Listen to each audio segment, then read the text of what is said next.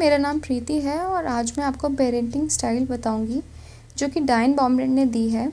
पिछली वीडियो में मैंने आपको ग्रोथ इन डेवलपमेंट बताया था, जिसमें मैंने आपसे कहा था कि ग्रोथ इन डेवलपमेंट के पीछे 2 रीज़न हैं, हेरिडिटी एंड इन्वायरमेंट।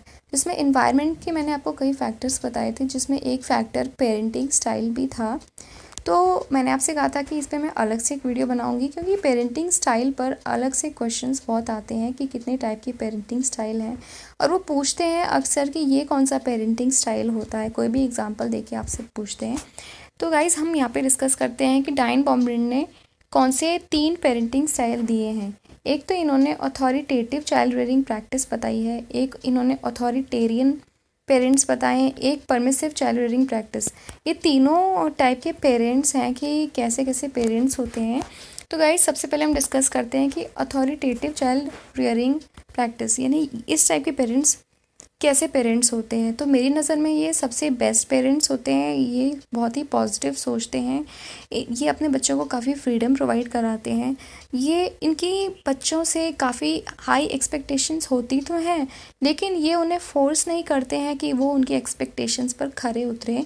इनफैक्ट वो ये चाहते हैं कि उनके बच्चों में क्या स्किल्स हैं, उन स्किल्स पर वो अपने बच्चों को इनकरेज करना चाहते हैं, आगे बढ़ाना चाहते हैं, हेल्प करते हैं, उन्हें राइट गाइडेंस प्रोवाइड कराते हैं उनके अपने स्किल्स पर काम करने के लिए, ना कि जो वो चाहते हैं उस पर काम करने के लिए। जैसे बहुत सारे पेरेंट्स ये सोचते हैं कि वो अपने बच्चों को डॉक्टर बनाएं या इंजीनियर बनाएं या कुछ भी जो वो चाहते हैं, तो उस चीज़ पर वो अपने बच्चों को ज़बरदस्ती फोर्स करते हैं पढ़ने के लिए, चाहे उनके बच्चों का मन कर रहा हो या नहीं कर रहा हो।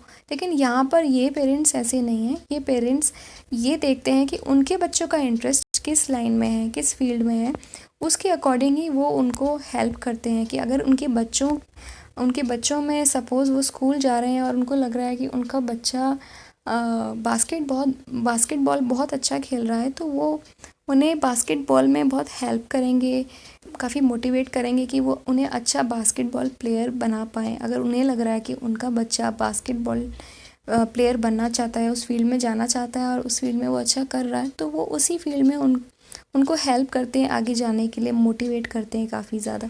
ना कि ज़बरदस्ती वो चीज़ पढ़ने के लिए बोलें जिसे उनके पेरेंट्स चाह रहे हैं।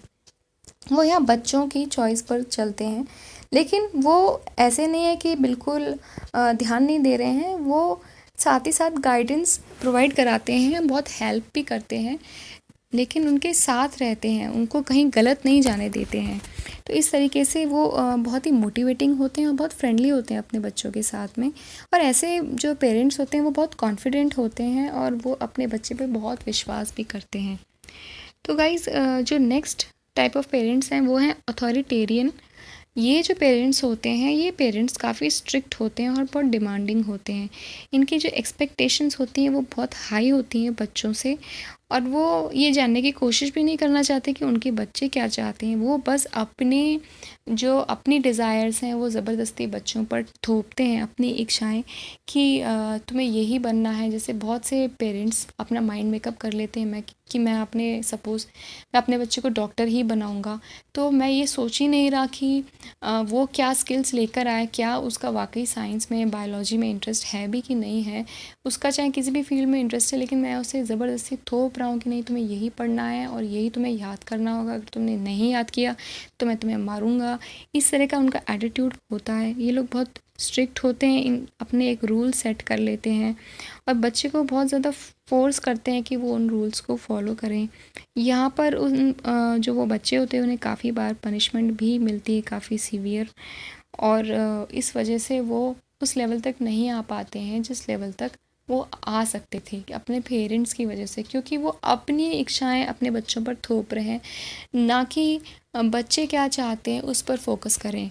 तो ये काफ़ी स्ट्रिक्ट पेरेंट्स होते हैं, इन्हें अथॉरिटेरियन पेरेंट्स कहते हैं। तो नेक्स्ट जो पेरेंट्स बताएं वो है permissive child practice. Permissive parents, अब ये पेरेंट्स बहुत ही ओवर लविंग होते हैं, ये हद से ज़्यादा प्यार करते हैं अपने बच्चों से, इतना ज़्यादा कि ये उनके बच्चे कुछ भी कर रहे हैं ये ध्यान ही नहीं दे रहे हैं, इतना ज़्यादा उन्हें फ्रीडम प्रोवाइड कर रहे हैं, मतलब ओवर फ्रीडम उन्हें प्रोवाइड कर रहे हैं कि वो बच्चे कंट्रोल से बाहर निकलते जा रहे हैं और वो समझ भी नहीं पा रहे हैं कि इन्हें कैसे कंट्रोल किया जाए।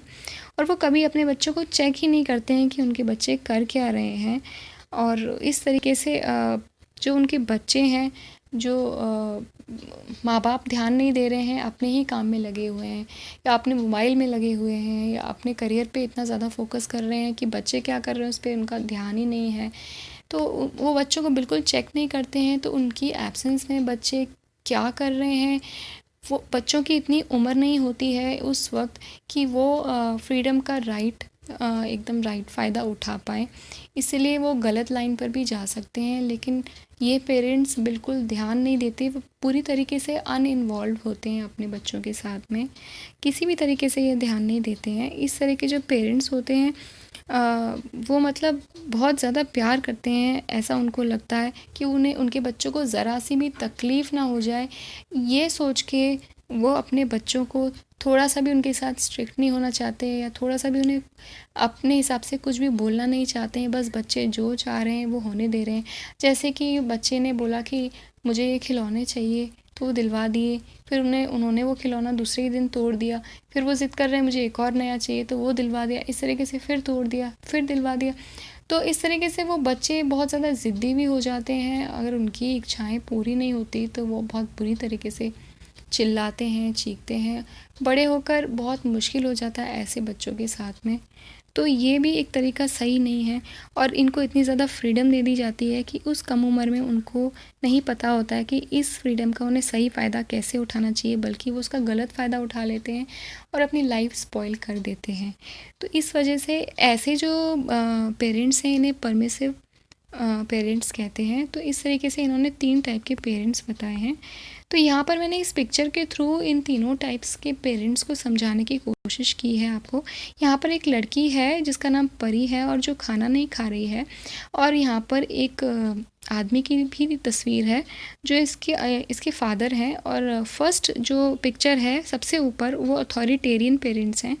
यहाँ पर वो उसके फादर उससे कह रहे हैं कि अपना खाना खा लो वरना मैं तुम्हें एक कस के थप्पड़ लगाऊंगा।